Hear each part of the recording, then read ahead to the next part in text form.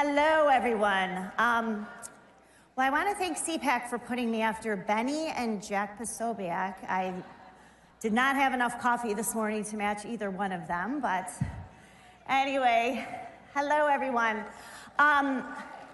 It's funny that Jack preceded me because 2 years ago, we were on the stage together. Jack, myself, Amanda Milius, and Kash Patel. Never in a million years would we have thought that we would now be swearing in today Kash Patel as the FBI director. Amazing, amazing. And a year ago, I was here speaking about how Joe Biden and his Department of Justice was continuing to round up his political opponents and try to throw them in jail, including President Trump, and of course, hundreds of January 6th protesters.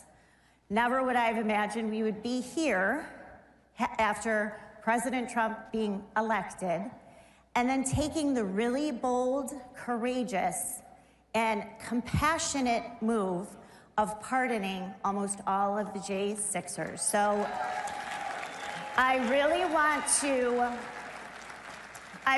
to commend the president. He deserves a lot of praise for what he did, because that was not an easy decision to make. I also want to give a shout out to Matt and Mercedes Schlapp and CPAC, because when no one would touch January 6th, even on our side, they gave me a platform early on to talk about what was happening to the J6ers in that prosecution. And without that platform, now it's cool. Everyone's like, yeah, free the J6ers, it's like the cause of the day. But it wasn't back then. And so I want to thank them and praise them also for giving me a platform and then J6ers over the past few years. So at any rate, I'm going to introduce my fellow panelists in a moment, but what an amazing time talking about a year ago what this Department of Justice was doing, and now seeing it turn 180 degrees and, hopefully bringing the reform that is needed, but also cleaning house at the DOJ, getting rid of the very dangerous partisan operatives who LARP as government lawyers in that department, and then, of course, the FBI. So I'm very excited to see what Attorney General Pam Bondi and her team does, and, of course, Kash Patel and his team. They have a lot on their plate. They really need our support and prayers because they've got, I think, arguably the biggest task ahead of them in the Trump administration. So I'm going to bring out my friend, and we're going to have a discussion about January 6th, and he was the chief of the Capitol Police on January 6th. We have become friends over the past few years, so I would like to welcome my friend, Steve Sund. So Chief, why don't you tell a little bit about your background, and then we'll kind of talk about January 6th and your experiences. Absolutely. Great to be here. Thank you, everybody. Thank you, CPAC, for allowing me to be here. 30-year law enforcement veteran, 25 and a half years, a little over 25 with the Washington, D.C. Police Department, where I handled all the major events, 2001, 2005, 9, 13 inauguration, 17, when I was up at Capitol Police. Done a lot of major events, a lot of barricades, a lot of tragic stuff, but loved being a police officer up until January 6th. So I think people are familiar with your work. Of course, you have your book, Courage, what is it? Yeah, Courage Under Fire, the definitive account of January 6th. And I got to tell you, the current January 6th committee under Barry Loudermilk, and I'm glad Speaker Johnson has continued that investigation. They refer to it as the definitive after action because there's just way too many politicized people's opinions, reports out there. I just want to provide the facts. It's much like I police. My thought on policing and politics is it shouldn't matter to you what political leaning I am, and it shouldn't matter to me what political leaning you are during a traffic stop, a First Amendment activity, or if you call 911 for help, you should get the exact level of service no matter what, and that's kind of how I wrote the book. Just the facts. So Steve and I started talking, I think, a few years ago, and We have become friends.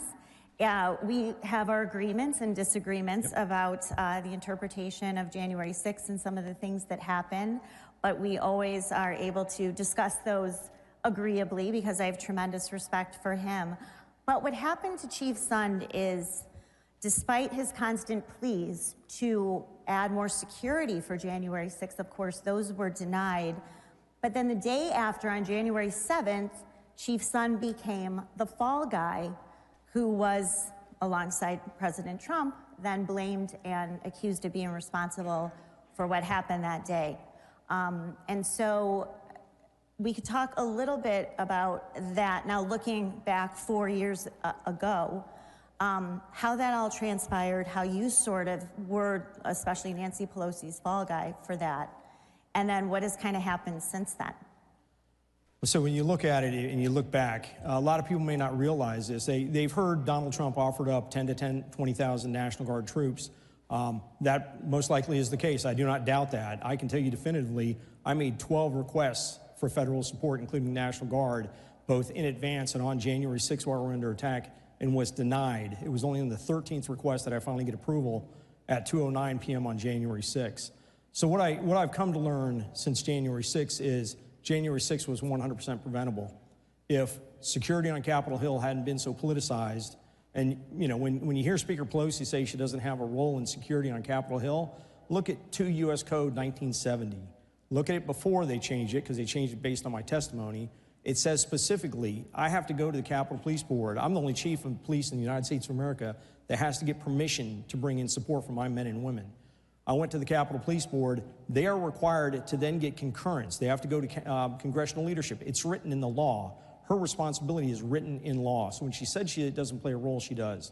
So when you look back on it, whether they had approved my request, and the current, the latest report from Congress said if Chief Sund's request had been approved, the perimeter most likely would have never been breached. 1.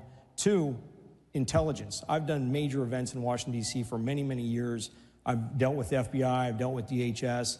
They'd put out joint intelligence bulletins, they'd have briefings, they'd have call the chiefs into the SCIFs, they'd do a conference call, they'd make sure everyone has the same intelligence. Intelligence was handled differently, especially even within my own unit. If intelligence had been accurate, I would have gotten support from the Capitol Police Board, I would have gotten support from leadership, and again, January 6th wouldn't have happened. We had many opportunities to get out of the front of this train. I think, too, we've talked about, and you've discussed during congressional testimony and also just interviews, what are some of the things that you've learned over the past 4 years that you didn't know about that day? For example, not being alerted about the presence of FBI informants. You know, we talked about not getting access to intelligence, the presence of undercover agents from numerous law enforcement agencies that you weren't really privy to. So I guess, what have you learned, like what surprised you the most as these revelations have come forward, either congressional testimony, the trials, media reporting? Well, two things that I think surprised me the most is, one, just how adverse some people up in Congress were to the truth coming out. People may not realize this. When they had the first hearing, February 23rd, 2021, think about that, it's only a couple of weeks after January 6th, they didn't want me to testify. I actually had to go and request through the Rules Committee that I be allowed to testify. I told them I will be there in person, I promise you.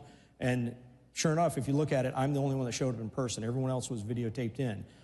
The other aspect was, again, the domestic terrorists that people were saying, oh, the FBI was tracking domestic terrorists. That, again, started the day after my testimony, February 24, 2001. Jill Sanborn testified and said that the FBI was tracking domestic terrorists coming to the January 6th committee. Now we know from GIO reports and various other reports that as of January 6th, they were tracking, I think, approximately 19 to 20 terrorists coming to Washington, D.C.